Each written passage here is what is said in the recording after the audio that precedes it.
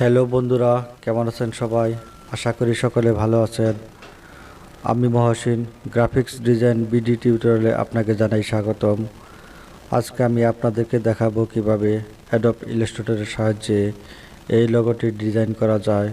তো বন্ধুরা, আপনি যদি আমার চ্যানেলে নতুন হয়ে থাকেন তাহলে চ্যানেল সাবস্ক্রাইব করবেন এবং পাশে থাকা বেল আইকনে ক্লিক করে রাখবেন, যাতে আপনি আমার নতুন নতুন টিউটোরিয়াল পেয়ে যান সবার আগে। তো বন্ধুরা, যাওয়া যাক মূল টিউটোরিয়ালে। টুলবার অপশন থেকে রেক্ট্যাঙ্গুলার গ্রিড টুল সিলেক্ট করলাম। রেক্ট্যাঙ্গুলার গ্রিড টুলের উপর ডাবল ক্লিক করলে রেক্ট্যাঙ্গুলার গ্রিড টুল অপশনস পাওয়া যাবে। এখানে হরিজন্টাল ডিভাইডার্স 4 এবং ভার্টিক্যাল ডিভাইডার্স 4 রেখে ওকেতে ক্লিক করলাম। এবার মাউসের সাহায্যে ড্র্যাগ করে shift plus alt button hold রেখে সমান করে একটি রেক্ট্যাঙ্গুলার গ্রিড ড্র করলাম। কালার অপশন থেকে এর স্ট্রোক কালার ব্ল্যাক দিলাম। অবজেক্ট সিলেক্ট থাকা অবস্থায় অবজেক্ট মেনু থেকে এক্সপ্যান্ডে ক্লিক করলাম। এক্সপ্যান্ড অপশনে ফিল এবং স্ট্রোক টিক মার্ক থাকা অবস্থায় ওকেতে ক্লিক করলাম। অবজেক্টের উপর মাউসের রাইট বাটন সিঙ্গেল ক্লিক করে আনগ্রুপে ক্লিক করলে অবজেক্ট আনগ্রুপ হয়ে যাবে। এবার অবজেক্ট সিলেক্ট করে টুলবার অপশন থেকে শেপ বিল্ডার টুল নিলাম। মাউসের সাহায্যে এভাবে ড্র্যাগ করে একটি শেপ বোল্ড করলাম। এখান থেকে এখানে ড্র্যাগ করে শেপটি ইউনিট করলাম। আবার এখান থেকে ড্র্যাগ করে আরেকটি শেপ তৈরি করে নিলাম। সিলেকশন টুলের সাহায্যে এই শেপটি সিলেক্ট করলাম। শিফট বাটন হোল্ড রেখে এই শেপটি সিলেক্ট করে দুইটি শেপ সিলেক্ট করলাম। এডিট মেনু থেকে কপিতে ক্লিক করলাম। সিলেকশন টুলের সাহায্যে অবজেক্ট সিলেক্ট করলাম। কিবোর্ড থেকে ডিলিট বাটন প্রেস করে অবজেক্ট ডিলিট করে দিলাম।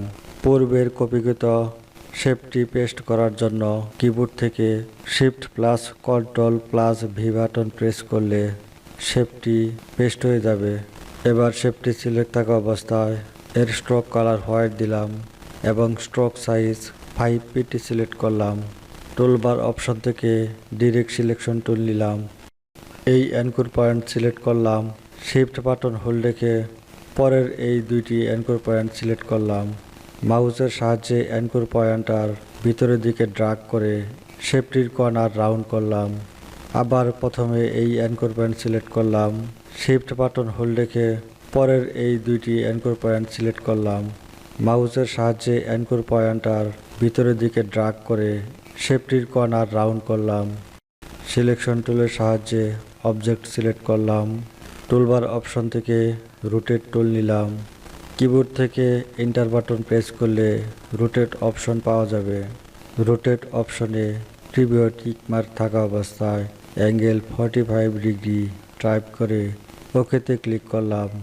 অবজেক্টের উপর মাউসের রাইট বাটন সিঙ্গেল ক্লিক করে ট্রান্সফর্ম এরপর রিফ্লেক্টে ক্লিক করলাম। রিফ্লেক্ট অপশনে আমরা চাচ্ছি ভার্টিক্যাল, তাই ভার্টিক্যাল সিলেক্ট থাকা অবস্থায় অ্যাঙ্গেল 90 ডিগ্রি থাকা অবস্থায় কপিতে ক্লিক করলাম। মাউসের সাহায্যে শেপটি ডান পাশে মুভ করে শিফট বাটন হোল্ড রেখে বসিয়ে দিলাম। সিলেকশন টুলের সাহায্যে শেপ দুইটি সিলেক্ট করলাম। ডাইরেক্ট সিলেকশন টুল নিলাম। একটু ঝুম করে নিয়ে শেপটির এই দুইটি অ্যাঙ্কর পয়েন্টার সিলেক্ট করে মাউসের সাহায্যে মুভ করে এখানে বসিয়ে দিলাম। আবার এই শেপটির এই দুইটি অ্যাঙ্কর পয়েন্ট সিলেক্ট করে মাউসের সাহায্যে এখানে বসিয়ে দিলাম। জুম আউট করলাম। সিলেকশন টুলের সাহায্যে সমস্ত অবজেক্ট সিলেক্ট করে টুলবার অপশন থেকে শেপ বিল্ডার টুল নিলাম। এখান থেকে ড্র্যাগ করে শেপটি ইউনিট করলাম। আবার এখান থেকে ড্র্যাগ করে শেপটি ইউনিট করলাম। সিলেকশন টুলের সাহায্যে সমস্ত অবজেক্ট সিলেক্ট করলাম। অবজেক্টের উপর মাউসে রাইট বাটন সিঙ্গেল ক্লিক করে গ্রুপে ক্লিক করলে অবজেক্ট গ্রুপ হয়ে যাবে। অবজেক্টের কর্নার ভিতরের দিকে ড্র্যাগ করে shift plus alt button hold রেখে অবজেক্টের সাইজ ছোট করলাম। এবার অবজেক্টটি সিলেক্ট থাকা অবস্থায় ইফেক্ট অপশন থেকে ডিস্টর্ট অ্যান্ড ট্রান্সফর্ম এরপর ট্রান্সফর্ম ইফেক্টে ক্লিক করলাম।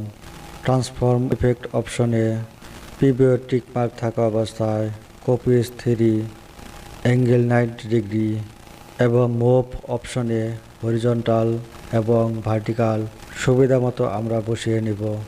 তবে এখানে মনে রাখা আবশ্যক যে হরিজন্টাল থাকবে মাইনাস এবং ভার্টিক্যাল প্লাস এবং দুইটির সংখ্যা একই হবে।